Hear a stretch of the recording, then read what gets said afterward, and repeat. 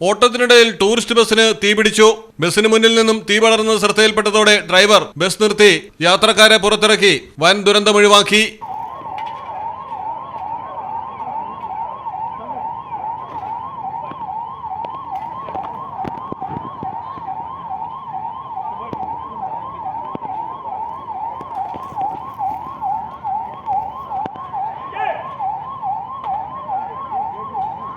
കഴക്കൂട്ടം കാരോട് ബൈപ്പാസിലാണ് അപകടം. 18 യാത്രക്കാരായിരുന്നു ബസ്സിലുണ്ടായിരുന്നത്. ബാംഗ്ലൂരിൽ നിന്നും തിരുവനന്തപുരത്തേക്ക് വരികയായിരുന്ന മുരഹര എന്ന ടൂറിസ്റ്റ് ബസ്സാണ് കത്തി നശിച്ചത്. പാറശാല തിരുപുറം RC ചർച്ചിന് സമീപമെത്തിയപ്പോൾ ബസിന്റെ മുന്നിൽ നിന്നും തീ ഉയർന്നു. ഉടൻ തന്നെ ഡ്രൈവർ ബസ് നിർത്തി യാത്രക്കാരെ ഇറക്കുകയായിരുന്നു.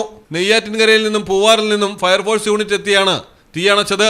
ഡ്രൈവറിന്റെ ക്യാബിനും യാത്രക്കാരുടെ 2 ക്യാബിനും പൂർണ്ണമായും കത്തി നശിച്ചു. ഷോർട്ട് സർക്യൂട്ട് ആകാം തീപിടുത്തത്തിന് കാരണമെന്നാണ് പ്രാഥമിക നിഗമനം. കഴിഞ്ഞ ദിവസം പാലക്കാട്ടും ടൂറിസ്റ്റ് ബസ് തീപിടിച്ച് നശിച്ചിരുന്നു. മലയാളം ടെലിവിഷൻ, തിരുവനന്തപുരം. റിലീഫ് മെഡിക്കൽസിന്റെ ശീതീകരിച്ച ഷോറൂമുകളിൽ താപനില നിയന്ത്രിച്ച് മരുന്നുകളുടെ ഗുണനിലവാരം ഉറപ്പുവരുത്തുന്നു.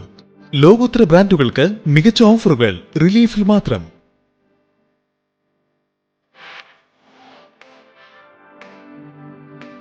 മരുന്നുകൾക്ക് 40% വരെ വിലക്കിഴിവ്. Relief medicals, opposite AVS herbal garden, Changuvetty, Kottakkal.